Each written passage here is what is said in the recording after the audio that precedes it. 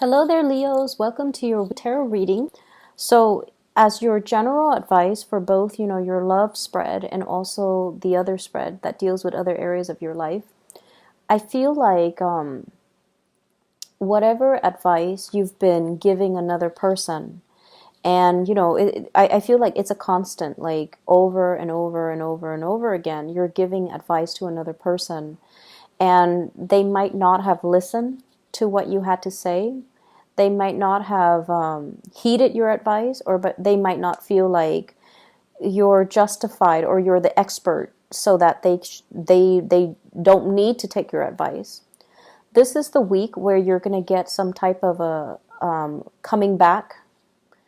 The person might be coming back and tell you, just verbally or even non-verbally, that you know what, you were right.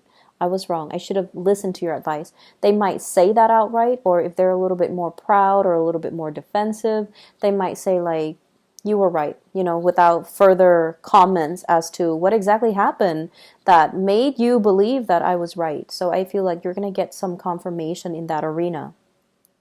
I see it in your love relationships. I also see that energy playing out in friendships, family relationships as well. And I see it playing out in your professional environment as well. And I feel like the best strategy for you is to kind of just, stand there and look, okay, for this week.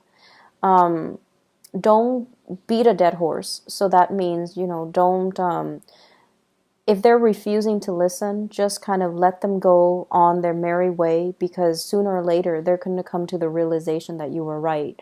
And then I also feel an element here about not gloating. I don't feel that you're going to do that, because when you give advice, it does come from the heart. And oftentimes, no matter how much somebody frustrates you, when you care about them, that's when you will give advice. If you don't care, you wouldn't waste your time. And so you do care about someone, and that's why your advice comes without strings attached. You do want them to take things to heart and to, do the right thing, or to, walk on the right path. But you're not going to gloat if they mess up or if they veer off track, because they deviate from what you told them to do. So anyways, in your relationship sector, this is the energy that you bring to the table. We have here the King of Wands. And this is a really, really strong energy that you exude for this week. This is somebody that knows how to prioritize. They know how to organize. They know how to get things done. And this shows a lot of leadership capability. So I feel like for many of you, you have really established yourself as a major player in your relationships, in your life, in your work environment, in your friendship circle. You're somebody that leads other people. You've been there, you've done that. And I feel like from the sheer amount of experience that you have gathered through your lifetime, you know where you stand. You know how to lead people. You know how to navigate situations and circumstances based on your real life experiences. And when I see this king, he has a shield. He has a sword, and he's got that little rod there. But what it means is it's somebody that is not afraid to get their hands dirty. They don't call themselves a leader, and, when the going gets rough, they run away from battle. They're there in the trenches with the people that they lead to fight, to the end. And so they don't run away from battles. They're very courageous, and they have a sense of loyalty to the people that they lead. So whatever values or whatever, life path that you live by, whatever you live by, you die by. So it's like you're not going to give somebody advice that you don't yourself believe in. So I feel like there is no pretenses here. There's no hypocrisy, and people sense that about you. And I feel like because of that, you're in a really good position to kind of like to be a very good relationship partner, because other people believe that no matter whatever you say is what you stand by. So there's no mixed messages. There's no like, I like you, but I don't like you today. Like, there are no mixed signals. There are no mixed messages that you're sending. You're very clear about your expectations in relationships, and you're very clear about what you are demanding or asking of another person. I usually think of this as somebody who has children, somebody who's like who might be in a relationship with children, but I also feel with this card, it's someone who's single, okay? So you might be a single parent, a single mother, a single father, with children. You might have, exes that you've had children with. You might have been married to them at one point, or just, in a relationship with them. But this is somebody that has children, and if not, then this is somebody that's single. So for many of you, the energy is you are very single for this week, and I feel like that's what I'm tapping into. The partner you're dealing with is somebody who's a little bit more wishy-washy. So their energy is prayer will make it all better. Let's not go out and get our hands dirty.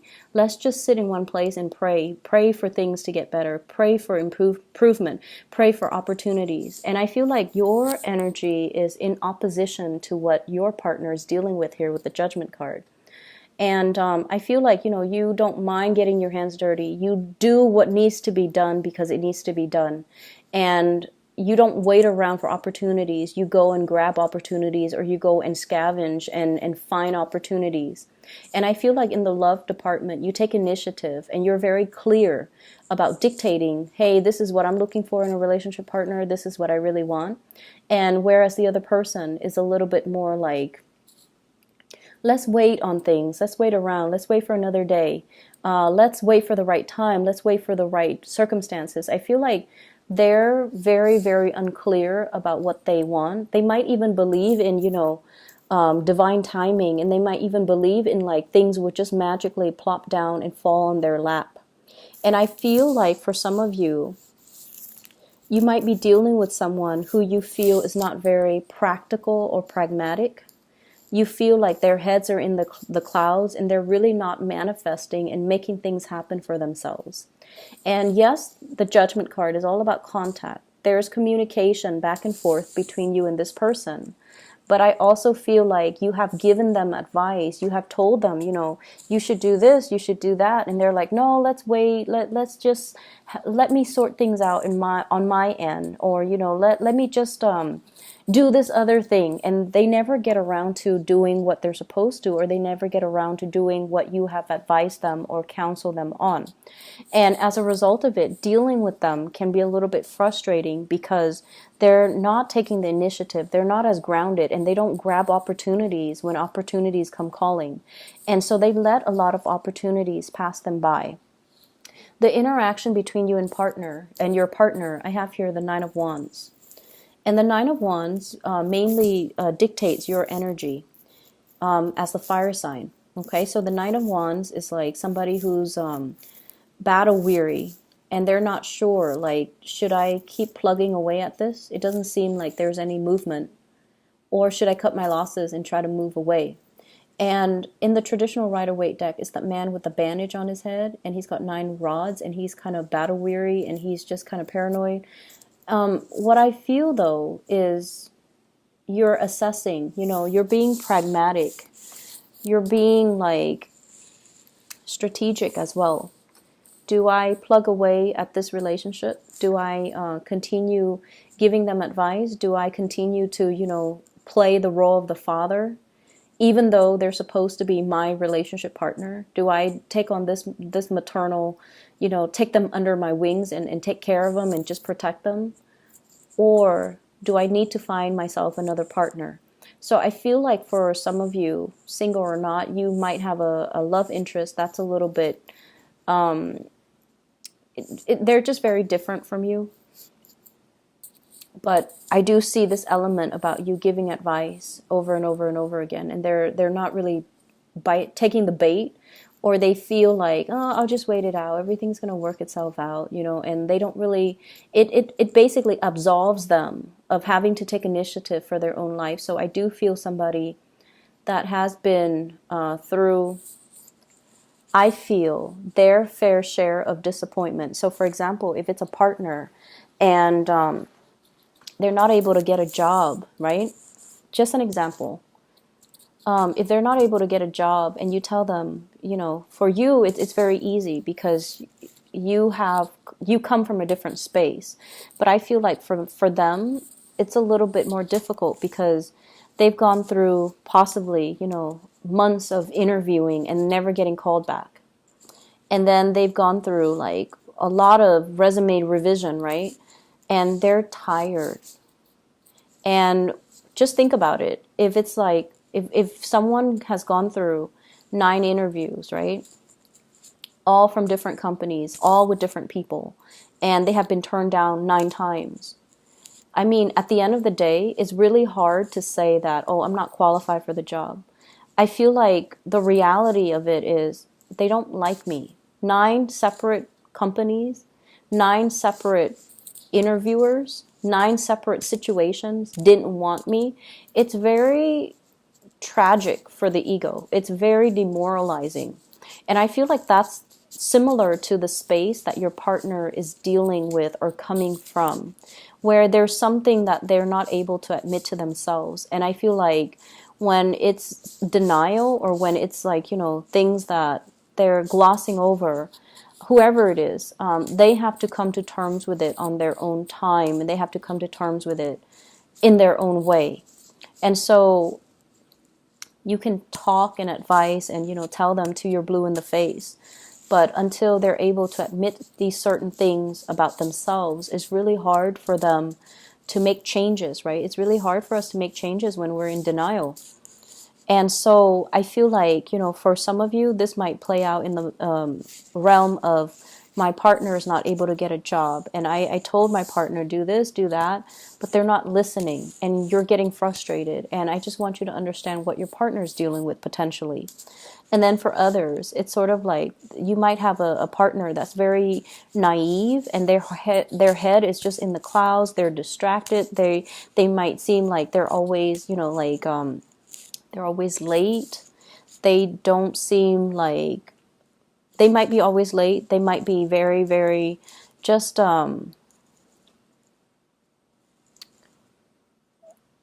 they might not be very affectionate. And time again, you told them, I want more affection. I want things to change. I feel very much by myself, like I'm a single person, even though I'm dating you. And I feel, like you tell them many, many times. And this might be the week where they come in and try to make some changes, okay? Because I feel like change is coming for you. So I have here this is the Knight of Pentacles. This is somebody coming in, making an offer, making amends, trying their best to appease you, trying to bring something substantial to the table.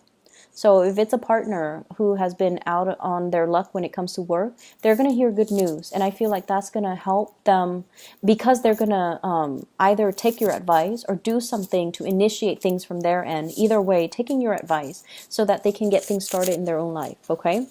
And then if it's a partner that has been estranged, either they're traveling, they're not around, and you feel like, I'm with them, but I'm so single. I'm with them, but I feel like I'm just single because they're not giving me the affection, the attention. They're not physically here. They're coming back into the picture with good news.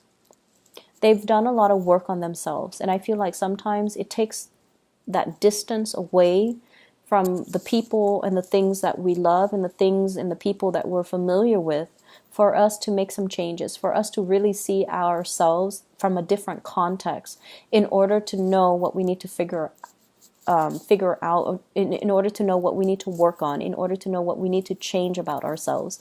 So I feel like there's a realization coming through. For others of you, if you've been hoping and praying for a relationship, we have the Death card here, which is a change. So this is a change around. If you're single, you're going to be in a relationship. If you're in a relationship, you might be single. So there's a change around. It doesn't denote, any specific direction, but I feel for majority of you, there's a couple relationship coming through. It's on the offer for you. And I do feel like many of you are going to go through the month of October, starting to come together with another person and starting to couple up with another person, okay? If you're dealing with a Scorpio with this Death card, there's some good news coming around for the two of you, for both of you. If you're dealing with an earth sign, Taurus, Virgo, Capricorn, there's an offer coming through, and I feel like it's going to be very good, very stable. It's slow. You might have been waiting for it. They might have been waiting on you, but I feel like there is a coming together. In other areas of your life, there will be a lot of get-togethers, okay? Get-togethers with old friends, get-togethers with old colleagues, get-together with like family members, but I feel more so friends, colleagues, like people you used to work with, people you used to go to school with, more in a more social, professional type of a setting, not so much family. I also feel like travel and movement coming to see people, people traveling and moving to come see you. And I feel like these are long standing, significant friendships, okay? I feel like these people have been around with you through a very important milestone in your life. And I say that because of the Six of Cups. This is a flashback from the past, walking down memory lane, recalling, like a lot of fun times between you and another person. And I'm always drawn to this tear, the person is crying. So it's like really good times to be had, reunions with other people, and it's linked up with the Three of Cups, which is social engagement, social outings, being the life of the party, and hearing really, really good news about the people that you've used to, hang around with, or hearing through the grapevines like, oh, so and so is doing this, so and so is married, so and so has a baby, things like that. And I feel like it's a really, really nice like walk down memory lane. And I do see social engagement happening for you guys where you're going to run into people from your past. All are good people. I don't see like, the past coming back to haunt you. And I feel overall you have so much career and achievements and, just positivity in your financial and professional sector that, sometimes when we don't want to go to high school reunions, or we don't really want to meet up with old friends if we feel like we haven't made it, right? So some of us, and I feel for you guys especially, the fixed signs, you, Scorpio, Taurus, and Aquarius, you want your career to speak for you. You want to be like, hey, the envy of the party. And I feel like if you haven't made it professionally, you're very weary about these reunions. But I feel like right now you're in a good space. You're where you need to be professionally. A lot of doors are opening for you. So you're at a point where you're like, okay, I'll be there. I'll be at this reunion. I want to talk about what I'm doing. I want to talk about these projects I'm handling. I want to talk about all my responsibilities that people entrust me with. Not in the spirit of bragging, but in the spirit of, I'm really proud of the person that I am today. I'm really proud that despite everything that I've been through, that, I made it. And I'm entrusted with a lot of responsibilities. I'm seen as someone who's competent, and I've created a name for myself. So I feel like you're going to be the life of the party, and you're going to be, you're going to have a lot to offer. You're going to have a lot to say, and you're going to have a lot of people admiring you and possibly even envious, but not in a bad way. They're not jealous and vindictive. I feel like they look at your life with envy, and they're going to just be really glad, or just to be very happy for you, okay? So there's a lot of travel and movement that's coming in with this Eight of Wands too, and this is like travel by air, travel over waterways, so across the continental US to another state. And I also feel like work travel, work demands and things like that, possibly even traveling with another partner and having the means to do recreational travel for leisure rather than just business. So I feel like if you're not even traveling this week, it's going to be played out, through the month of October, where there will be a lot of these engagements, offers, and social outings and things that are coming into the picture. I'm seeing you possibly living in a colder climate, going to somewhere that's a little bit warmer. And I also feel like overnight, like a red-eye type of a plane ticket, where you might be as well move, like going to another country, where you have to, sleep overnight on a plane. So I do see those elements coming through. And I also feel like, if you're connecting with people from your past, you have a lot to say, and you have a lot of wisdom and advice, possibly in the career front, that you can give them. And I feel like you need to give them these advice because they're going to be thankful for it. Okay. I wish you the best, Leos. Take care of yourself. Okay. Bye-bye.